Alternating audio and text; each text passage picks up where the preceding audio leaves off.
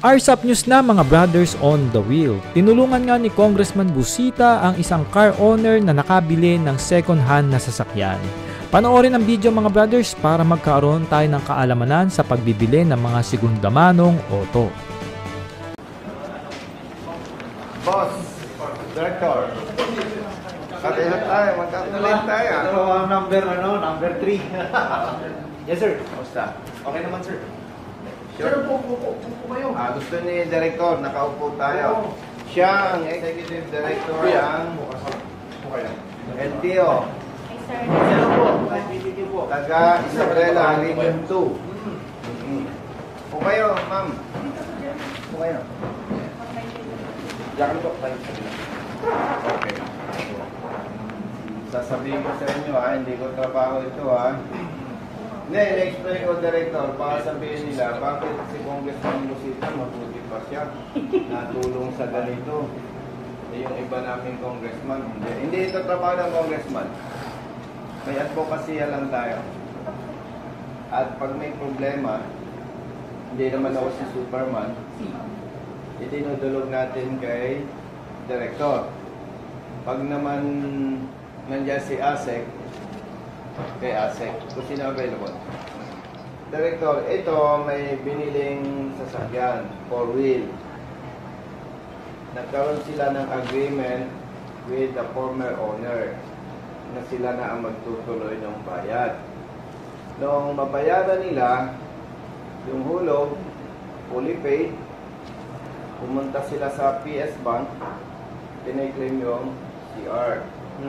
Ang ginawa ng PS Bank, in-advisean sila. Ito yung form, i-comply ninyo. SPA, no? Opo.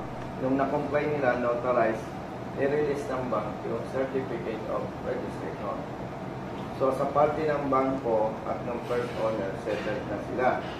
Nung nilalakad nila yung transfer of ownership, siyempre, dumaan sa HPG. RMD po muna, Registry of Deeds. Okay, sige.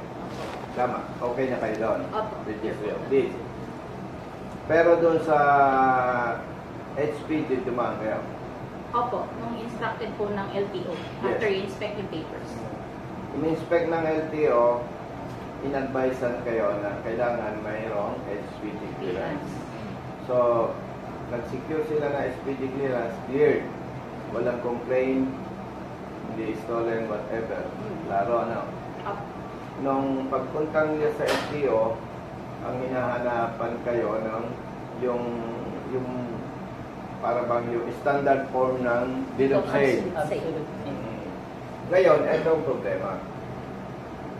Kung titingnan natin yung documents, legally acquired nila yung unit. At gusto nilang mag-comply. Hinahanap nyo yung dating may-ari. Opo. Hindi na ninyo makita. Ang problema po kasi, nung pinapirma niya ako ng SPA para sa bangko, last year po yun parang summer, sabi niya, siguraduhin mo na okay na yan kasi nakaalis na yung asawa ko noong December. That's last year. Pasunod na ako ngayong November or October if I'm not mistaken.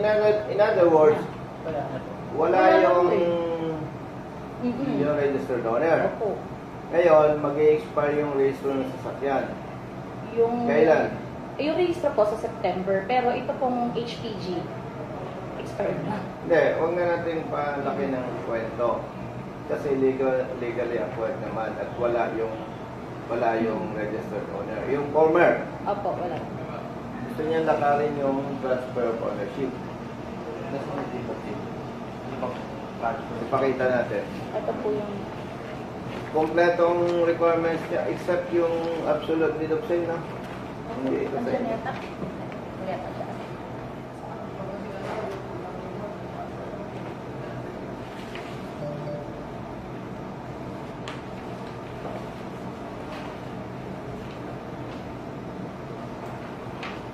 Saan LTO ka initially Laloma po. Yung sa ilalim po ng Skyway.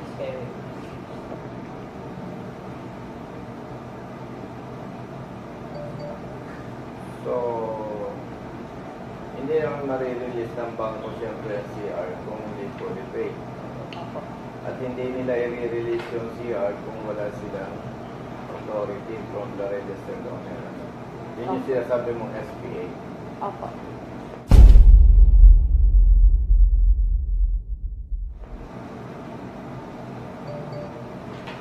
Okay na.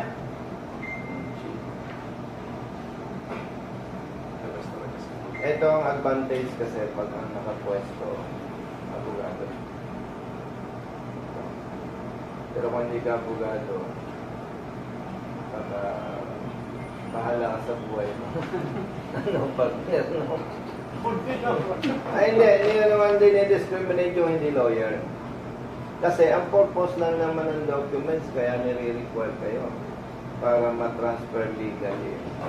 Walang sabi. Nasaan yung dalay? Coding po.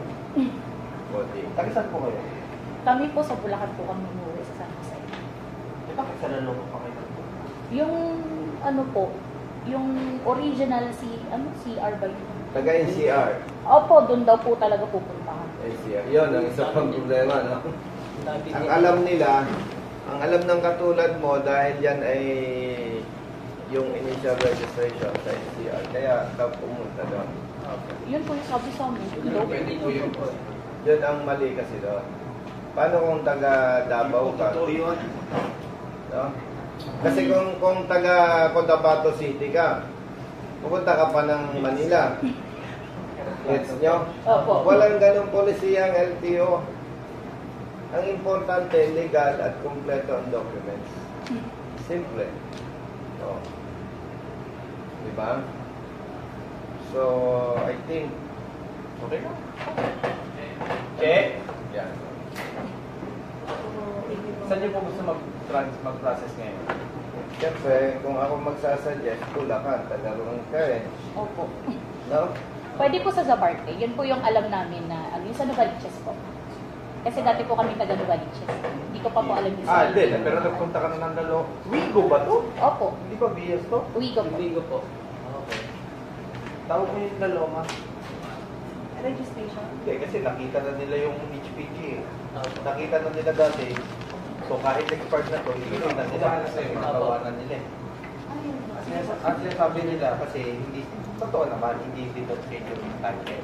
Dito ba assignment? Diba?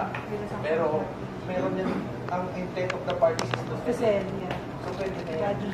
Saka nung in-SPA, kumuha niya pa yung siya pang kumuha dun saan. Tawagan mo na lang si Vive. Ha? So kailan sila pupunta? Eh, na-inspect na yung vehicle eh. So may inspection na lahat, baka pwede na sila pumunta ngayon doon eh. O, tanong mo si Beng. Okay na.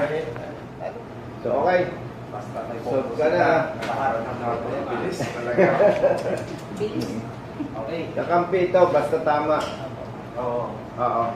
Kaya lang ako sumasama para ma-explain. Kasi sometimes, hindi mo ma-explain ng maayos, mag-evaluate pa siya. Diba? Saka ano, maganda pagkasama mo.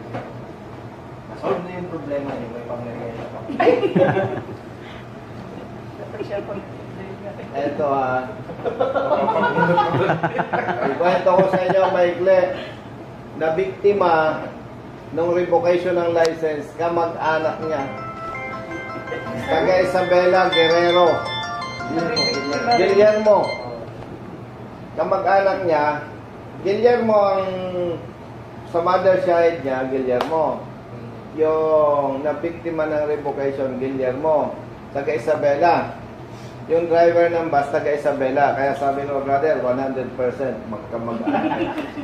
Pero irrelevant naman yung nabanggit ko. Irrelevant sa issue. Ang nakakatawa lang, pati kamag-anak niya na biktima rin. Diba? Walang sinasabi. Walang sinasanto yung kapalpakan. No? Kaya, anyway, sa kanya naman, without bias, kahit naman sino. Kaya lang sinasamahan ko, may mas mabilis para ma-explain.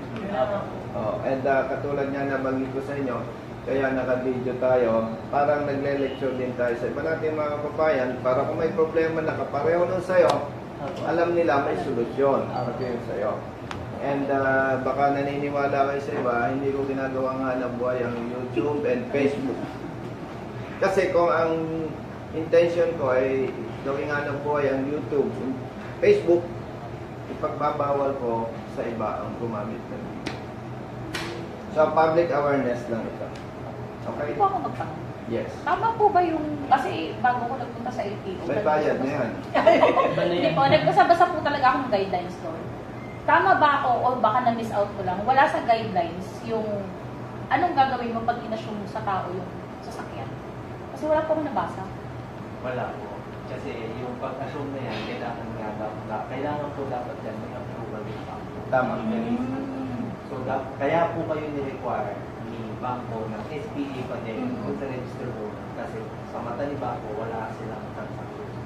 Yes. Ang talaga pong tama, legal na proseso dyan, kung magbebenta po kayo ng isang sasakyan, ng assumption of mortgage, pipirma rin yung banko na siya kayo na Dapat pala, parang minipas, di ba? Kaya mag-ingat din po. Mag-ingat din, marami rin ganyan. Certificate of Tama ka. assumption.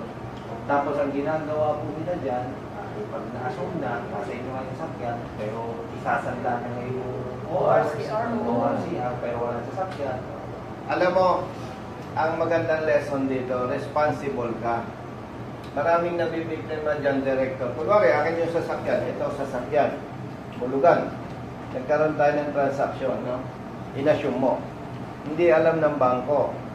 Ang problema, mayroong katulad mo, ibebenta mo rin sa iba. Ninegosyoin mo, hindi mababayaran. Disgrasya ako sa bangko, ako nga ang huli ng bangko. Maganda lang, maswerte yung nagbenta sa'yo, responsible ka. At hindi ka manloloko. Tawag nila talon. Oo, talon sa financing. Which is, kung walang alam ang bangko, walang alam ang financing, yung transaction nyo illegal. Kasi yung unit, hindi pag-aari nung nagbenta sa'yo. Opo. Tama, ano? Maswerte lang yung nagbenta sa'yo. Responsable ka. Marami po ganyan. Nagugulat na lang sila. Hinihilan na yung nabili nila sa sasakyan. Oo. Yun ang lesson. Ngayon, hindi ka lang kinwestiyon ng bangko yung transaction nyo. Kasi bayad naman na. Tama? Bayad ka na kasi. Kaya hindi kinwestiyon ng bangko. Nagsigurado lang sila na legit ang transaction nyo sa pamamagitan ng SPA na pinapayagan ka na makuha yung documents. But originally, yung transaction ninyo, illegal. I see. Kaya pala wala siya. Oo. Swerte nung may-ari ng sasakyan. Oo. Kasi pwede kang hindi magbayad. Kahit ang motor po, ganun din ang katakaran yan. Kahit motorsiklo, ganun. Parang ako yung financing. Inutang mo, di ba?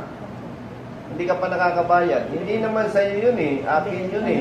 Tapos binenta mo sa kanya, illegal yun. Ngayon, nung binenta mo sa kanya ng illegal, pumunta siya sa akin, fully paid na, wala na akong magagawa. Fully paid na eh.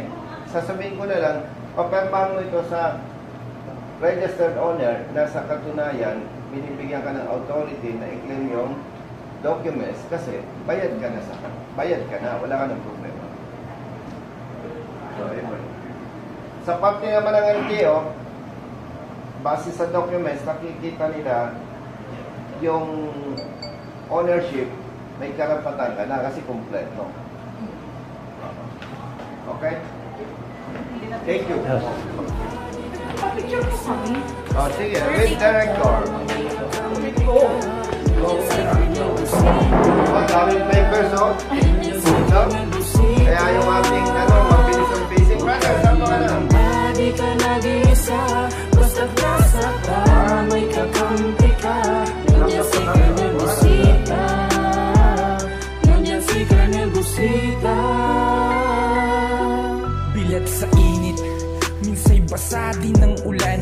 Pawis na gumuguhit sa mismo ring katawan.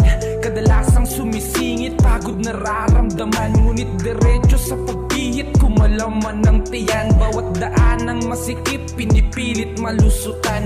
Marating lang ang lugar na dapat kong puntahan. Maihatid ang pagkain, serbisyong nakalaan para sa